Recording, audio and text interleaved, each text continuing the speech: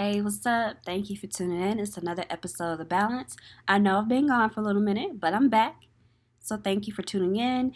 Thank you to those of you who I say all the time who retweet my posts, who like them, who share with their friends. And if you're listening on the iTunes podcast app, be sure to subscribe and also rate the show. That's very important and it'll help me out tremendously. Also, make sure that you're following my podcast page. It's at the_balance_pod on both Twitter and Instagram. It's very helpful for me to have followers. I communicate more content on there, like topics for each episode.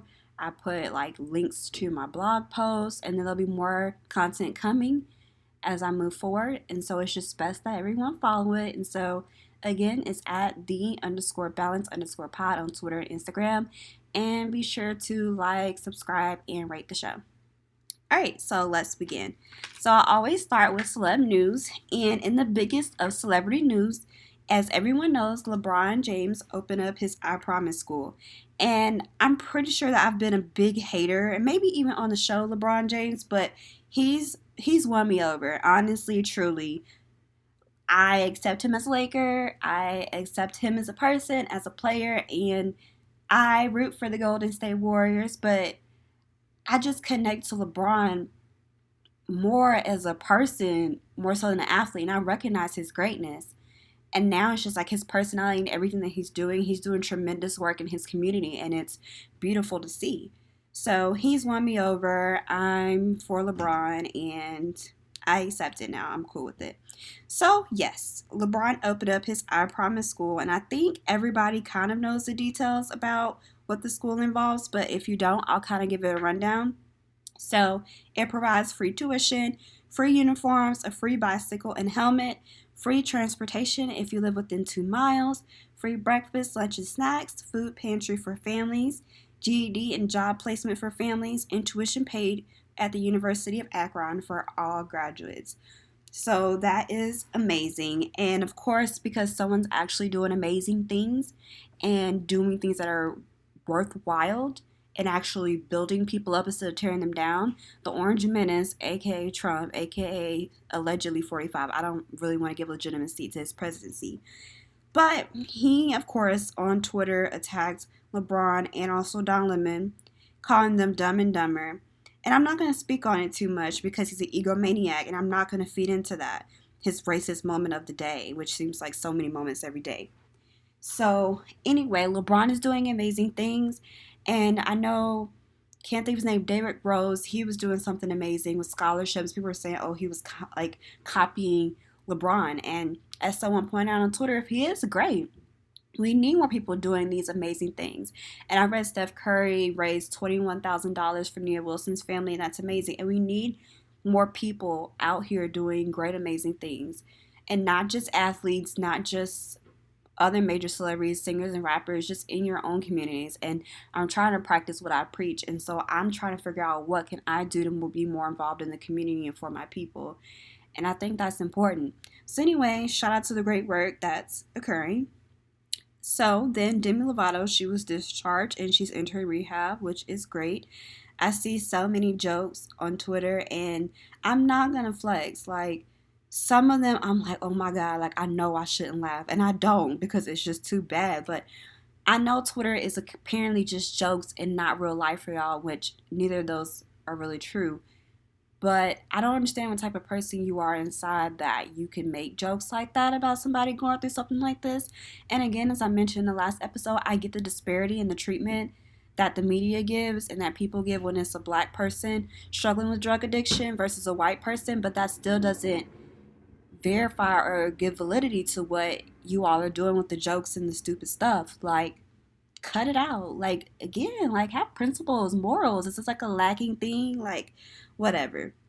So, moving forward, so her dropped a new EP.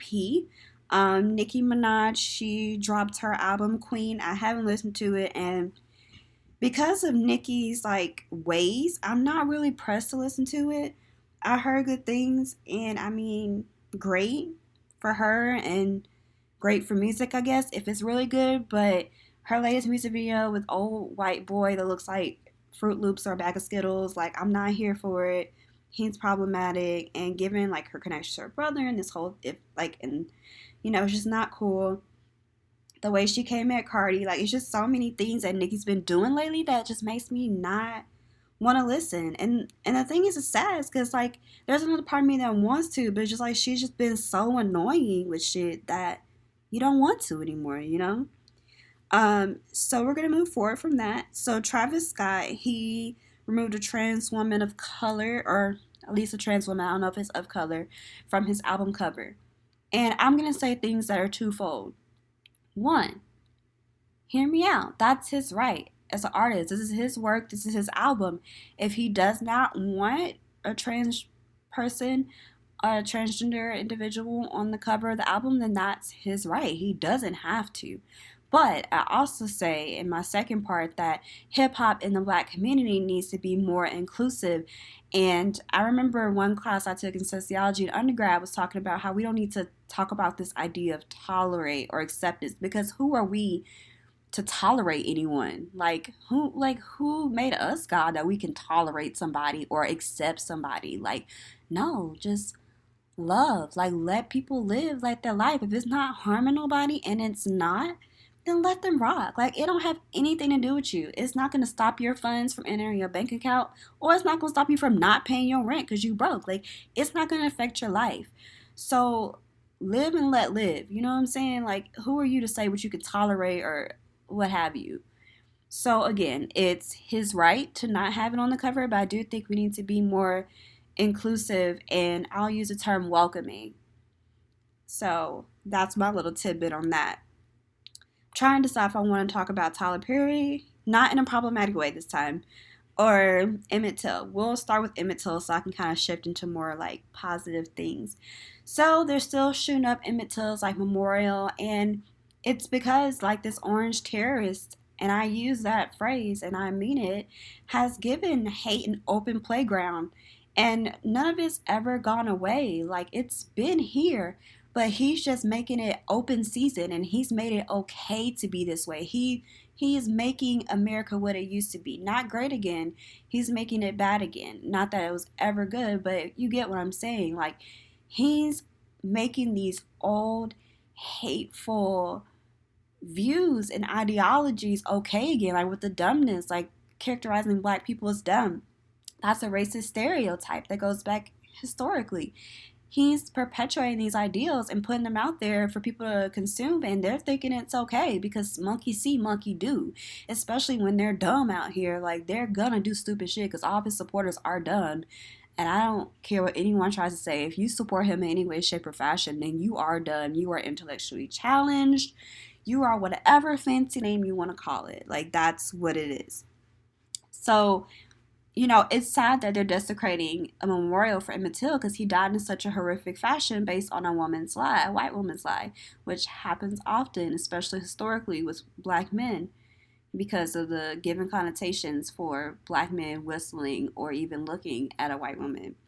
So, again, it's just, I don't understand people, and I just don't understand how you could be so hateful and just not have your soul right. Like, your soul is clearly not intact if you can desecrate the memory of someone who died so tragically, so young, for no reason. And the way his face was mutilated, like, I still look at the picture now and I'm just like, I don't even understand. Like, it had to be like the teeth or whatever, or bone records, because there's no way I'll identify that as my child. Like, I don't understand what she did, and she's a brave woman for like having that open casket and trying to take that stand, and I appreciate her for it. And just to kind of go to Charlottesville because it's the 1 year anniversary, the woman, the mother of the woman who was mowed down in hate, she talked about how she wants to make it not necessarily about the death of her daughter, but she wants to spur it and move it towards racial injustice and let that be the focus in the fight. And so shout out to her. It's appreciated so much. So moving forward, so Tyler Perry, he was speaking somewhere, and typically I don't give Tyler Perry like any type of credit in this world, but I do feel like he made some good points about certain things. And so one of the quotes from him when he was speaking was, if you're going to do something incredible, you need to have this emotional tolerance and a high risk endurance. And so for me, I just found that so, especially in a creative life, you really do need to have that emotional tolerance, and you need to be able to take those risks. Like, you need to put yourself out there. Also, he said that if you want to build something, you need to focus. You need to hyper focus on what you want. And another thing that he said, which I find is true, is that too many of us operate as workers and not owners. And that's definitely something I'm working on. Like, I'm making that shift. And not to discount people who are perfectly content with their 9 to 5, but it's not for me, and I know it's not for others. So I just thought that I would mention some of these things because I thought, you know, it might hit a chord or strike a note with someone. And so, again, one of the other things that he said, which is kind of related to other points about emotional tolerance and a high risk endurance, was that people need to stay centered and focused during the madness. And I think that anybody could hold on to that, whether you're creative or whether you're just a regular schmegular girl from the Bronx or whatever, you know? So I just wanted to put that out there, and I just feel like they're really important things. So rewind, play again, you know, you should probably like and subscribe anyway, and it'll be easier for you to do so. You know, throwing that out there. But yeah, so this out there for you guys to consume because I thought they were really good points, and I saved them on my Twitter likes so you can see it there. And then, last but not least, in terms of celeb news, Beyoncé was on the cover of Vogue, and I'll kind of get into that later. So I'm just going to go by and go through some of the things that I found very interesting and important in her Vogue interview, which is rare that Beyonce does interviews and that she's so open and about herself. So I'm really excited that she did it. And September issue, like, me and her were both September babies. Like, unfortunately, she's Virgo gang and I'm Libra gang, but you know, I still rock with her. So anyway, in terms of pregnancy and body acceptance, for her, she talks about feeling the pressure of society and how society says your body should look. So much so that she scheduled a small tour to lose her weight, which was the Rebel Tour in Atlantic City. And I totally identify with that. But Beyonce is more so trying to lose weight and I guess appeal to more of a Eurocentric feel. More so where I feel pressured by the black community to have my ass fat, to have my thighs thick, you know, to like have like that Coke bottle shape. And, you know, with thickness comes great responsibility. And it's like I've gotten to a point where I'm thick, but now I'm not necessarily happy with the whole appearance of my thickness, and I'm working on it. And it's like I like being thick, but I just want to be a happy me. And I think that's what I'm going for. And that's what I push people to move towards is a happy you, like a happy body. Like, what am I happy with my body? Like, not based on Eurocentric ideals or Black American or Afrocentric ideals or what have you, but what you're happy with, what makes you feel good in the mirror. And I think that takes some deep thought to really self-reflect and realize what you want and not what other people want for you. And so she just talked about the importance of self-love and self-care, and I always preach that, and it's so important. And then she talks about her fupa, and she was loving it, and I'm trying to get to my fupa. It's a little bit more than a fupa right now, but I'm trying to get there, especially about her concert next Saturday, which I will be at, so yes. So then she also kind of talked about her health and how she was swollen from toxemia and how that affected her health and the twins' health. And just her and Serena speaking out, and I'm glad that they spoke out because it gives more attention to Black women, our health and our maternal health. And so I've spoken about that a lot in past my podcast episodes. And so I would, if you're interested in that type of thing, I will go back and listen to some of them. It's probably in the bio, so you don't have to go back and find it.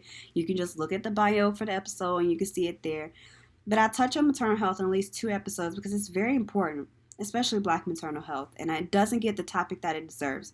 So I'm so glad that Beyonce and Serena are out there and telling their stories and sharing it with the world, and hopefully it makes a difference. Also, this is what I was trying to get at in the beginning, is that I love that she wants to open doors for others, and that's what I do. Whether or not, like, y'all always feel the music that I play on my podcast, I want to open doors for people and let them have exposure, even in the ways that I can. I'm not like this super, like, social media honey or anything. Like, I'm not popping on social media as much as I would like to, but I want to do what I can, give others exposure, and that's what B did with 23-year-old Tyler Mitchell, who I believe was the first African American photographer for the cover of Vogue in 129 years. Let that sink in. There's still no, like, it still boggles my mind that we're still having all of these firsts, and it says a lot. And then she spoke about, like, in her 20s, she was growing into her confidence, but she wanted to please everyone around her, but now she feels more powerful. And, like, people are always so scared of aging, and I think I'm not scared to a certain point. I'm looking forward to my 30s and maybe even 35. After that, I'm a little nervous. But I'm looking forward to that growth, that maturity, that confidence in myself, that self assuredness that I know who I am. Because I know right now I don't know who I am. And who I am right now at 24, I don't know, like 0.99 since my birthday is next month, versus who I'll be at 30 or even 35, it's not going to be the same person. And I'm grateful and I'm glad for that.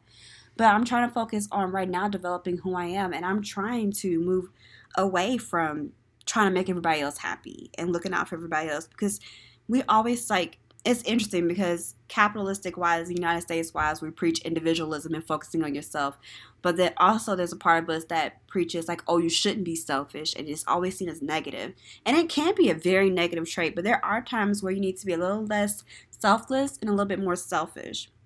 So use that discernment, and that's one thing I always pray for, and I think everyone should, is discernment. So I wanted to speak a little bit, well, not really speak, but just read Beyonce's statement on freedom, because I think it says everything that it needs to be said, and I felt it wholeheartedly. So in terms of freedom, she said, I don't like too much structure. I like to be free. I'm not alive unless I'm creating something. I'm not happy if I'm not creating, if I'm not dreaming, if I'm not creating a dream and making it into something real. I'm not happy if I'm not improving, evolving, moving forward, inspiring, teaching, and learning. And that's honestly how I feel.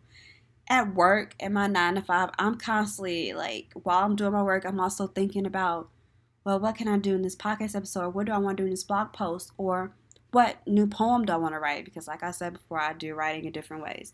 What topic do I want to write about in poetry? Like, do I have any more ideas? Like, I should work more on this novel. Like, what should I put in here? Those different types of things. I'm always creating. I'm always dreaming. I'm always thinking. Before I go to bed, like, there's so many times I have to grab my phone. I have to write in the notes because I'm just constantly either inspired or just thinking about things. And I feel like I'll never truly be happy at a 9 to 5 because unless it allows me to create, unless it allows me a little bit of freedom.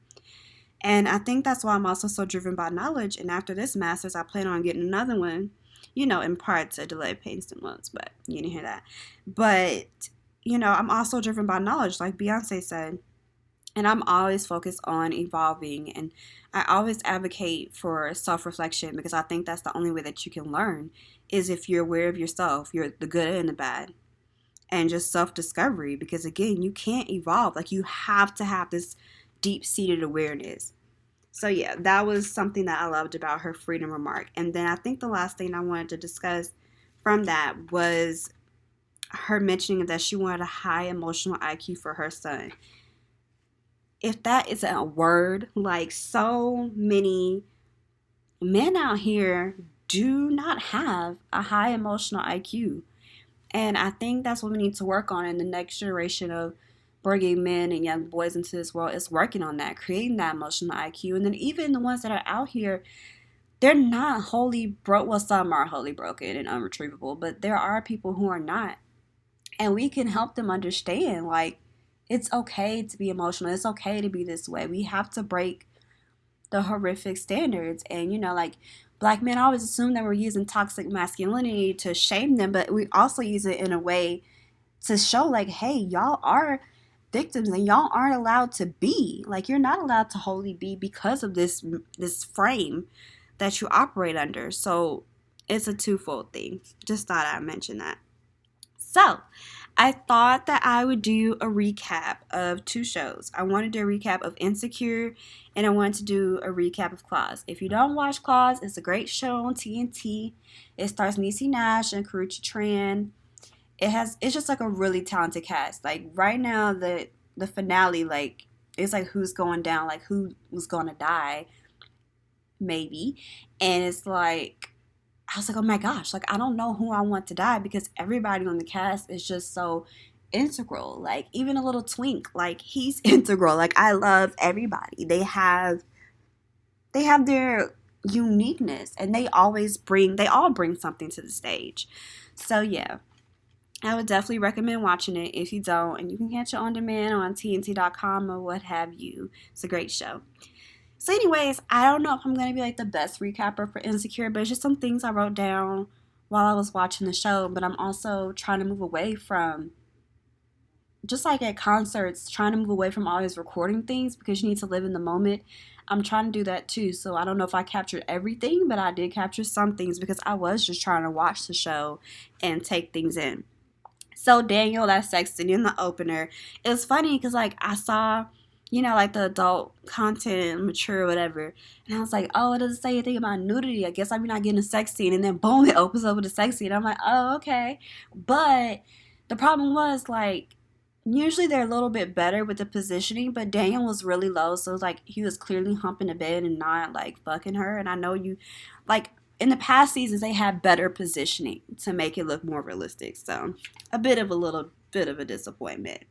But for me, I'm glad that currently Daniel and Issa aren't together because I feel like Issa needs to be by herself.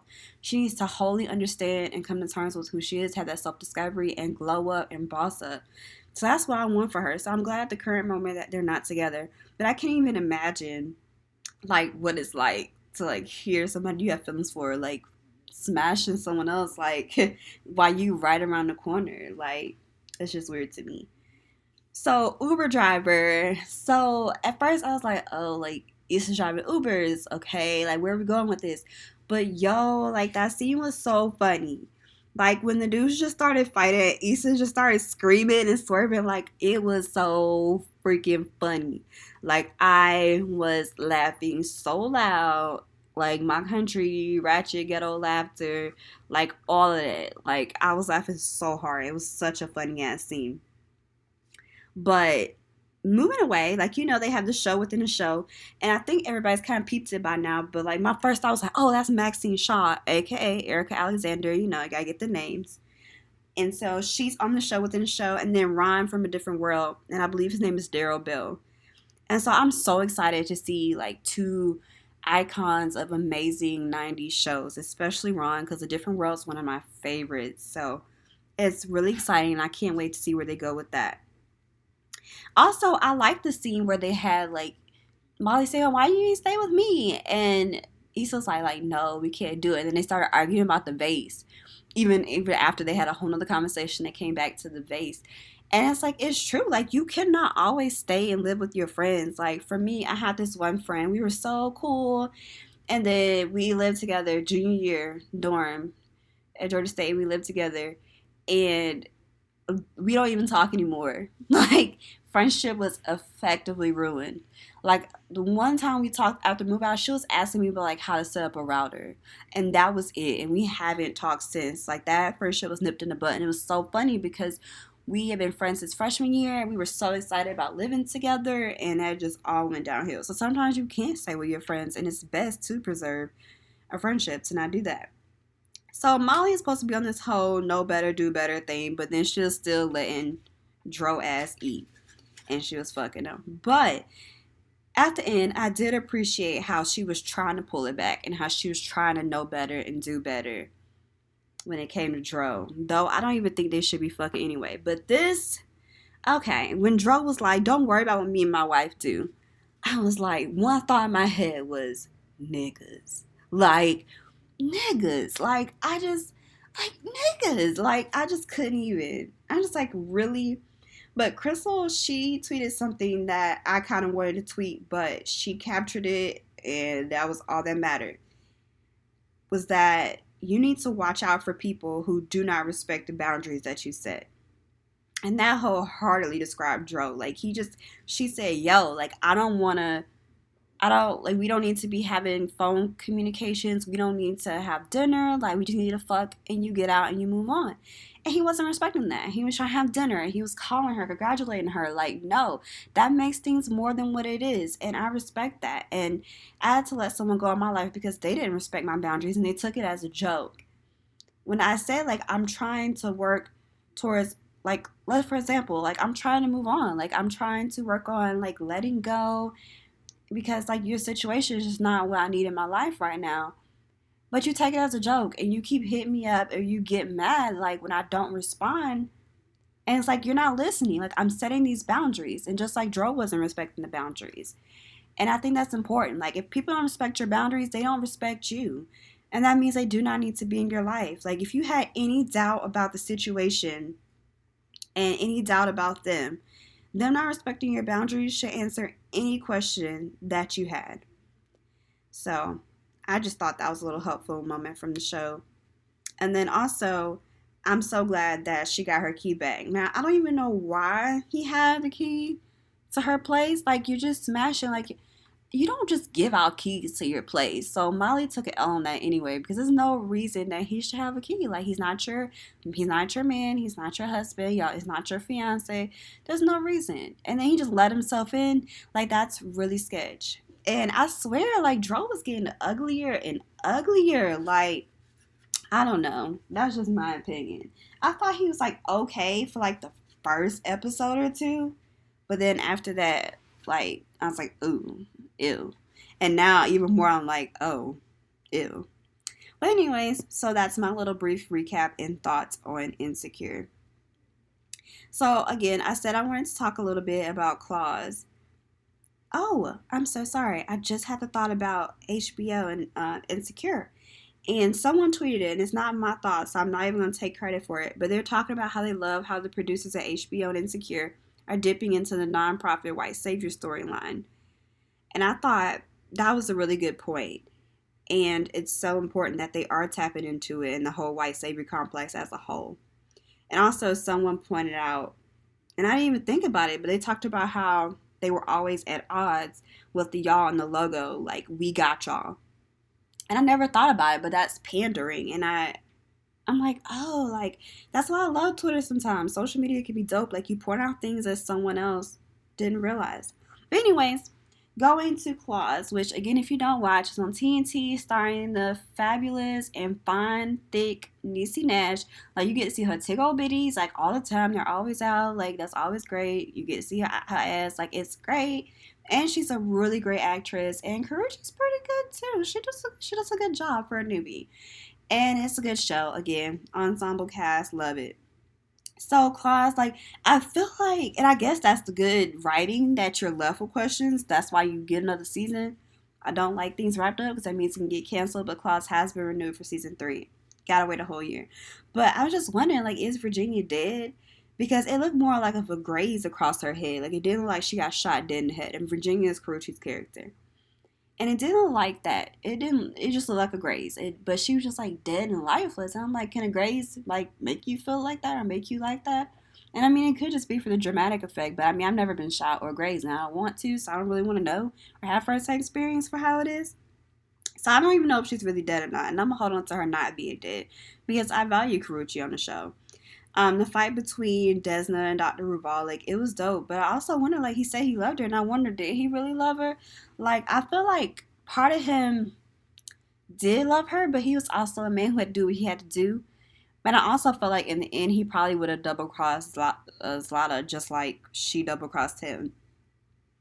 And then Virginia said, like, they were the last two standing, Desna and Virginia. So I'm like, what happened to Quiet Ann? Like, we know Polly's still in the asylum. Like, when she checked herself into the mental health facility. Which I'm still trying to figure out why she's seeing her dead sister after she admitted the truth about how her sister died. But anyway, so we know that's what happened. And then Jen and Bryce, they went to Tampa. But I'm like, what happened to Quiet Ann? Did I miss something? And then no nail salon. Like, that's the whole thing. The show is called Claws, and you get to see some really fabulous nail designs. So that's another reason to watch it if you don't already. You can get some ideas for your nails. So yeah, like, no nail salon. Like, I just don't understand how it's supposed to work. Like a casino. Like, I'm just not getting it. So kind of missed the mark for that. And I love Cheryl Lee Ralph, or maybe not necessarily love Cheryl Lee Ralph, but I respect her as an actress, and I respect her as a black woman. But I'm so glad she got killed on Claws because her character served absolutely no point. And then some people were like, they think Zlata's daughter is the one that shot at Dez. And I'm like, that could be a viable thing, but who would be on a motorcycle with her? You know? I hope y'all watch the show, because if not, this part of the show is like, what? Like, what are you talking about? But maybe it'll make you actually watch it. And then I was like, oh shit, Dean, like he popped that bitch right in the back of the head. Like she was trying to do execution style on Desna, but no, you got clots. So yeah, like that was dope. And I love seeing Dean, like his character growth and development. And Dean's like a character, he's black. He's played by the black dude with dreads. I can't think of his name, I'm so sorry. From The Best Man. And he plays an autistic character on the spectrum. He's black, but like he's paired with Karuchi's character Virginia, and he's Niecy Nash's brother, her character Desna on the show. And he does a phenomenal job. And I think sometimes because the show can be a little cheesy and a little bit campy, that he doesn't get the recognition he deserves. But he's doing great work. And so if you love The Best Man and you liked him, like you should watch it for that reason too. Roller and Des, I'm glad they're back together, but at the same time, it's kind of like, well, I mean, they did both try to kill each other. But in Roller's defense, he only tried to kill Desna after she tried to kill him. But then she tried to kill him because he was fucking Karuchi's character. And I like the relationship between Desna and Karuchi's character, Virginia, but I don't buy this whole, like, deep-seated, like, connection and, like, sisterly love that would make her want to jump in front of a bullet in the way that she was telling the story in the finale. And then also, one thing that I want to talk about was like Auntie Mama. Like, yes, these are the names on the show. It's wild, but it's that good of a show that you deal with stuff like that. So Auntie Mama, like she told Uncle Daddy, Auntie Mama's dead. She told Uncle Daddy that he needed to tell Roller the whole truth about the situation. So I'm like wondering what it was. So it was revealed that Uncle Daddy had killed Roller and Bryce's like parents. But wow, like that seems like there's more of a story behind it than some simple beef. So that's interesting. So that just kind of wraps up my recaps of the week for Insecure and Claws. And I'm going to always do a weekly recap of Insecure. Hopefully, I can meet you guys' standards. But if not, I mean, I tried. So, moving on. So, Tiffany Haddish, she talked about how if you never read her book, you might not know, but she's been through a lot. But she was married to a man who was extremely abusive. And her breaking point to get out of it, because they even got remarried, I think. Yeah, they did.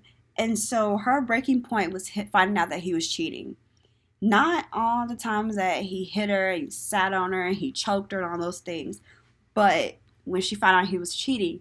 And she's like, I know, like she wrote in the book, like I know y'all think I'm crazy, that was my breaking point. And part of me is like, well, is she really crazy? Because it's like, my breaking point was that this guy, like, he treated me like crap. Like, he told me to die. He said the most hateful and heinous shit to me. He gaslighted me. He showed up to my place acting crazy in the middle of the night twice. One time, like, I was just, like, really about to call the cops because I was, like, scared. And y'all know I don't mess with 12 because of who they are. And I really didn't want to because he's a black man. And I didn't want any possible situation to go down despite how horrific he was. But maybe it's that Stockholm syndrome. Maybe it was like my struggles with low self-esteem and confidence. All these things. I don't know. But I just kept like interacting with him. And like really what was the breaking point that really made me say like, yo, I can't do this anymore was him having a baby. And I mean, that didn't have nothing to do with me. That has nothing to do with me. But I couldn't even communicate with him on friend level. And that was just my breaking point for the whole thing. And I'm not going to lie, like, he's messaged me since. And, like, sometimes I've ignored it. And one last time, which was a huge mistake, I responded. But overall, like, I just know, like, that's not my life. Like, I can't rock with him. And it was just a baby. It wasn't all the horrific treatment that he leveled towards me. That wasn't it. That wasn't my breaking point. It was him having a baby with someone else. So, and I mean, that's my breaking point with a lot of things. The guy I mentioned earlier, he's having a baby with someone else, and that's my breaking point. Not treatment that I get. And that's something I'm working on. So, I don't know, maybe like you guys can relate to Tiffany and maybe me. So, I just thought that I'd mention it.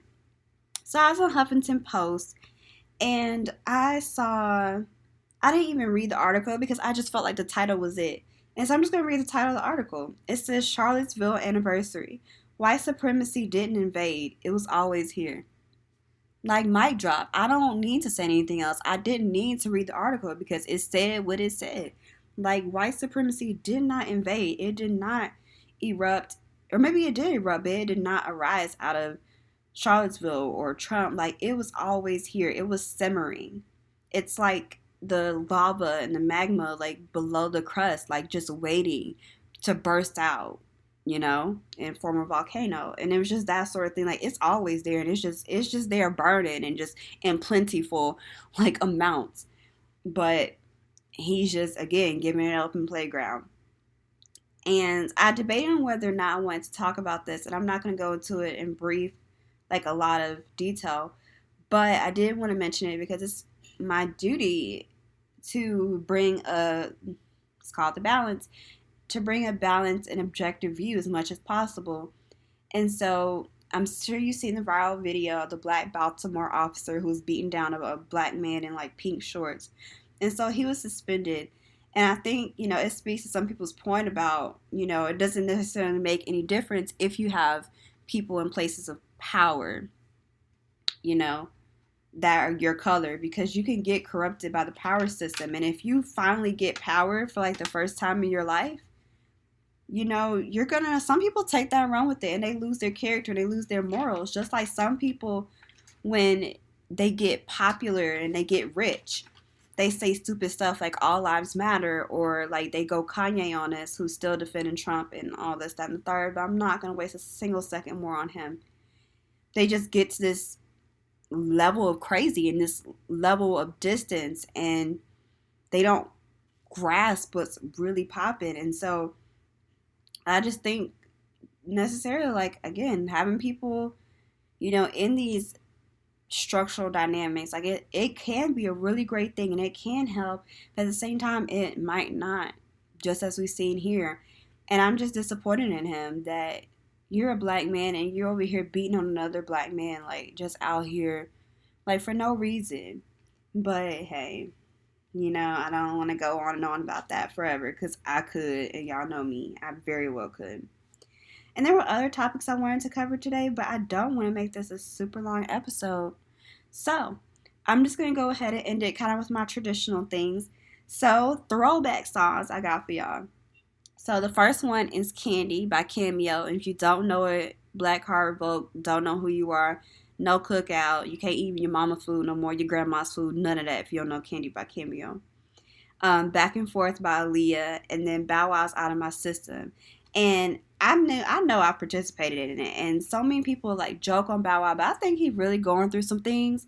So let's pray for that young man. And Out of My System was a good song. He had some good hits. Like, y'all can't tell me he didn't have y'all Harlem shaking back in the day. Like, don't play me.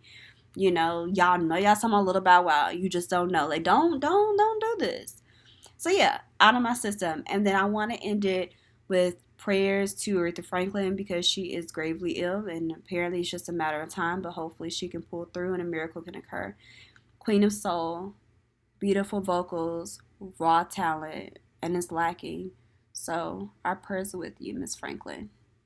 Thanks guys for listening, and be sure to like, retweet, subscribe, all of that.